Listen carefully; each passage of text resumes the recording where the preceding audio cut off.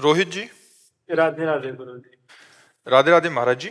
महाराज जी, आज के युग में असली सफलता किसे कहते हैं और उसे प्राप्त कैसे करें? सफलता हर युग में एक ही जैसी होती है, वह होती है भगवत प्राप्ति।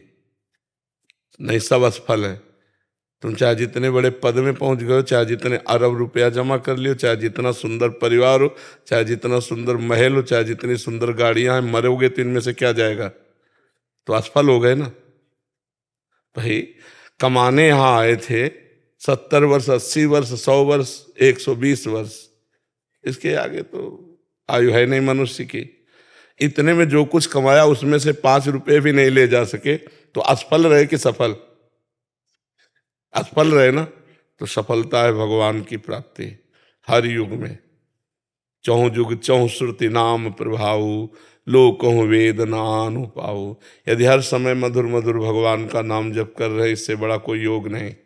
तेषाम सतत युक्ता नाम भजताम प्रीतिपूर्वकम ददामि बुद्धि योगम तम एन मामुपयांति ते। जो प्रेम पूर्वक नाम जप करता रहता, उससे बड़ा कोई योगी नहीं। इसलिए यही सफलता है। हर समय हर सेकेंड भगवान का विस्मरण ना होने पावे, हर समय स्मरण करो। यही परम योग है, यही परम सफलता है, यही परम लाभ है। समझ पाए? महाराज जी, इस सफलता को प्राप्त करने के लिए क्या करना पड़ेगा? भगवान से प्रार्थना करे। सबसे पहले साधु संगति। प्रथम भगति संतन कर संगा। सबसे पहली भक्ति भगवान के प्रेमी महात्माओं का, संतों प्रेमी महात्माओं का, प्रपंचियों का नहीं। प्रपंचियों को नहीं। अगर प्रपंचियों को, तो वही प्रपंच भरा रहेगा। हंसी मजाक, ये रुपया पैसा लेन देन, वो सब प्रपंच है। शुद्ध बात, त्रिगुणातीत बात, केवल भगवान से मतलब जिनको, ऐसे भक्तों का संग हो। महासंगस्तु दुर्लभो अगम्यो अमोघस्य। महापुरुषों का संग दुर्लभ है। अगर मिल जाए तो निर्वाह करना कठिन हो, निर्वाह कर ले जाए तो परम पद निश्चित मिल जाएगा। तो भगवान से पहले प्रार्थना करे, प्रथम भगति संतन करे संगा, और दूसरी रति मम कथा प्रसंगा। दूसरी भगवान के चरित्रों का खूब स्वाध्याय करे, खूब श्रवण करे, खूब मनन करे। गुरुपद पंकज सेवा तीसरी भक्ति अमान। श्री गुरुदेव भगवान के चरणों का आश्रय ले और मान रहित होकर गुरुदेव की चरणों की सेवा करे। चौथी भगत मम गुण गण करे कपट तज गान। चौथी भक्ति भगवान की लीला गुणों का कपट तज करके गान करे। कपट तज लीला गुण भगवान के गा रहे, रुपया चाह रहे। चौथी भगत मम गुण करे कपट तज गान। मंत्र जाप मम दृढ़ विश्वासा। पांचवी भक्ति है, मेरे मंत्र का निरंतर जाप हो और उसमें दृढ़ विश्वास हो। पंचम भजन सुवेद प्रकाशा। छठदम शील विरत बहु कर्मा, निरत निरंतर सज्जन धर्मा। छठवीं भक्ति है, शीलवान बने, सहनशील बने। चाहे जितना मान हो या अपमान हो, दुख हो या सुख हो, निंदा हो या स्तुति हो, समान भाव रहकर। छठदम शील, और बहुत से उन कर्मों का त्याग कर दे जो भक्ति विरोधी कर्म है। छठदम शील विरत बहु कर्मा, और निरत निरंतर सज्जन धर्मा।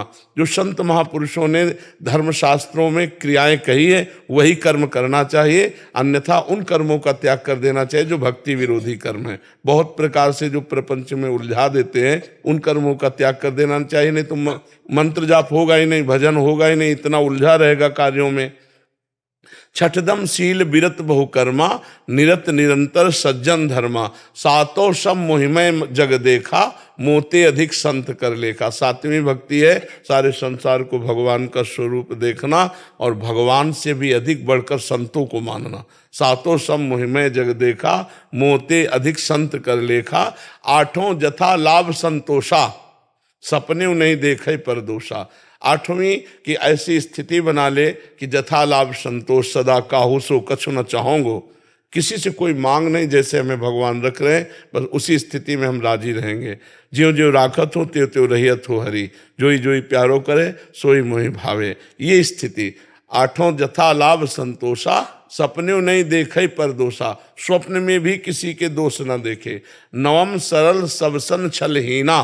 नवमी भक्ति है, पूर्णता है नवमी भक्ति। नवम सरल सबसल छलहीना। सरल स्वभाव न मन कुटिलाई, ये संतों का स्वभाव होता है।